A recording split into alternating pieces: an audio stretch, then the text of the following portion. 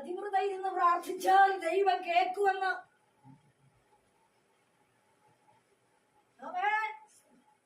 രാജാക്കന്മാരുടെ പുസ്തകം 4-ാം അധ്യായത്തിൽ എഴുതിയിട്ടുണ്ട്.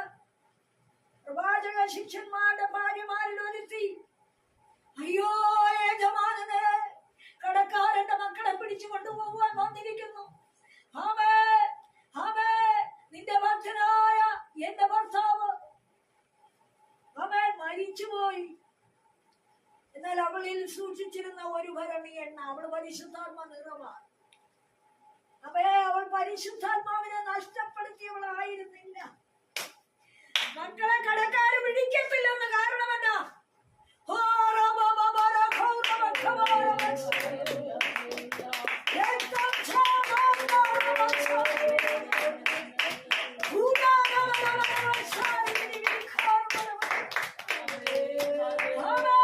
മക്കളെ കടക്കാര് കൊണ്ടുപോകത്തില്ലെന്ന്. കാരണം എന്താ?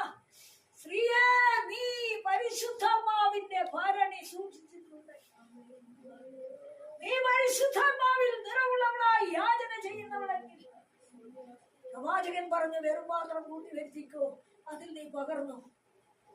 സ്തോത്രം. എനിക്ക് ഉറപ്പുണ്ട്, എന്റെ തലമുറ നശിക്കത്തില്ലെന്ന്. കാരണം അനേകം പുറംപാത്രങ്ങൾ, ശൂന്യപാത്രങ്ങൾ ഇവിടെ വെച്ച് നിറയ്ക്കുവാൻ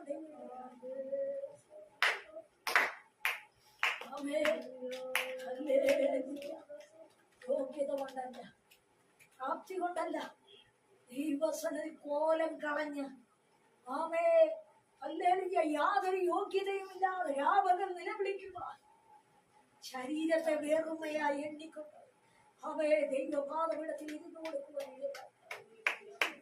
അവേ യേശുവിന്റെ ജീവൻ നിന്റെ പാർത്ഥിവ ശരീരത്തിൽ വെളിപ്പെടുവാൻ, യേശുവിന്റെ മരണം നിന്റെ ശരീരത്തിൽ ഏറ്റെടുത്തിട്ടുണ്ടെങ്കിൽ ദൈവം അത്ഭുതം നിനക്ക് ചെയ്യാതിരിക്കുന്നില്ല.